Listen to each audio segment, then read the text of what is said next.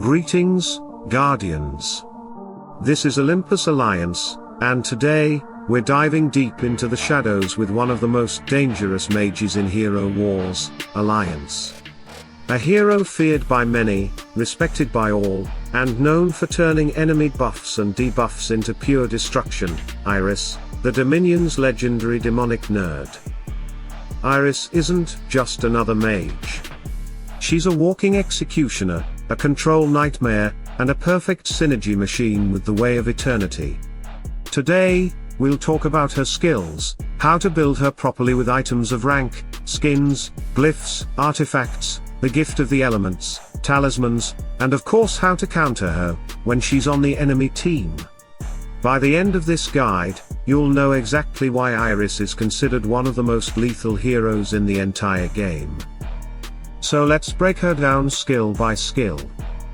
Her first skill is soul burning, and oh boy, this one is brutal. Iris gains pure soul charges for each buffed ally and each debuffed enemy.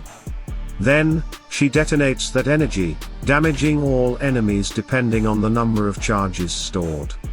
But that's not all. If any enemies are left at low health after the initial damage, she executes them instantly. No second chances. The base damage scales directly with her magic attack, and the execution threshold is also tied to her magic attack stat. That means the more magic attack you pump into her, the scarier this ability becomes. Imagine this in practice: Corvus throws down his altar, Phobos weakens enemies, Tempus extends all the debuffs, and suddenly Iris has a full page of pure soul charges stacked. She activates soul burning and entire squads just evaporate. And remember, this isn't just flashy damage, the execution effect bypasses everything. If they drop below threshold, Iris doesn't ask questions, she just takes their soul. Her second skill is Otherworldly Creature. Iris releases her little familiar, Bitey, who gnaws away at enemies, lowering their magic defense for 5 seconds. On top of that, Bitey prolongs the duration of any debuffs by another 5 seconds. Now, this is where things get absolutely insane. Iris already loves debuffs, they feed her first and fourth skills. But this ability extends all of them, creating more pure soul charges, more inner fire triggers, and ultimately more guaranteed damage.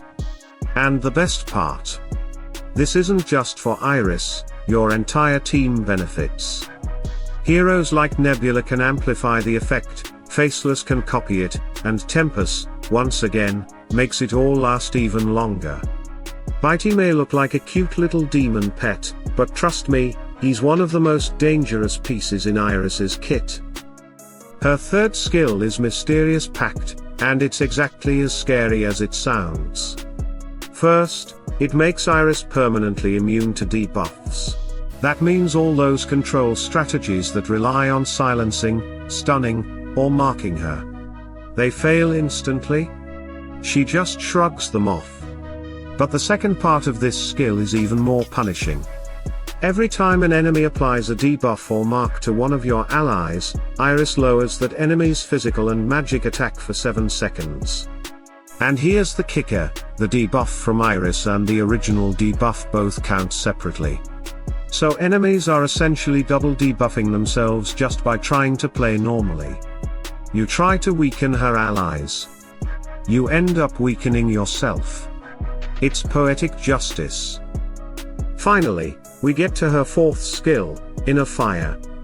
This is where Iris becomes a ticking time bomb. Whenever a debuff is applied to an enemy, Iris burns them with an inner fire charge that deals damage over time. If that debuff came from an Eternity hero, the charge deals double damage. Up to 5 charges can stack on each target. Think about that for a second: 5 stacks, double damage on Eternity debuffs, applied constantly in team fights. Alone, this skill is dangerous. With her allies setting up debuffs left and right, it becomes catastrophic. Inner Fire ensures that even if soul burning doesn't finish the job, Iris keeps burning enemies down until there's nothing left. So now that we've covered her kit, how do we build her to maximize this insane potential? First, items of rank. For Iris, your focus should always be on magic attack and health. She thrives on offensive power, but she also needs to stay alive long enough to stack those pure souls. Items like the talisman, the diviner's orb, and the tome of fate are must-haves in violet rankings. Once you move into the orange tier, the sphere of power, the light of distant stars, and the oracle's censer are your go-to pieces. If you can push her to orange +3 or +4, she'll be well prepared for both mid-game and late-game battles. Next, let's look at skins. Iris currently has 6 skins: intelligence, armor, 2 magic attack skins, one of them A+ version, health, and magic critical hit chance. Your first priority is clear, the plus version magic attack skin. That one amplifies all of her skills to a terrifying level. After that, her magic critical hit chance skin is next, because doubling her damage over time ticks can be game ending. Then, grab the other magic attack skin to reinforce her damage. Once that's done, you'll want the health skin to keep her alive, followed by the intelligence skin to round out her scaling. Armor should be your last choice, since ideally Iris deletes physical foes before they even touch her. In the future, if she ever gets a magic penetration or additional health skin, those will shoot straight to top priority. Now to the glyphs. Iris has 5 glyphs: magic attack, health, magic penetration, magic defense, and intelligence. Your first investment should be magic penetration, because without it she risks bouncing off enemy defenses. Then, health to keep her in the fight longer. After that, pump up her magic attack for obvious reasons: more damage, more burn, more executions. Intelligence is your next step, giving her both magic attack and some magic defense. Magic defense should be your last glyph, since she already has natural resilience as an intelligence-based hero. Level all of these to 40 for mid-game consistency, unless you're chasing skill class. Artifacts are where Iris really shines. Her weapon artifact boosts the entire team's magic attack whenever she uses her first skill.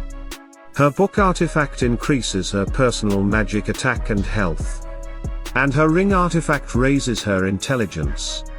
Here, the book is your top priority, because Iris needs those personal stats to scale her damage and her survivability.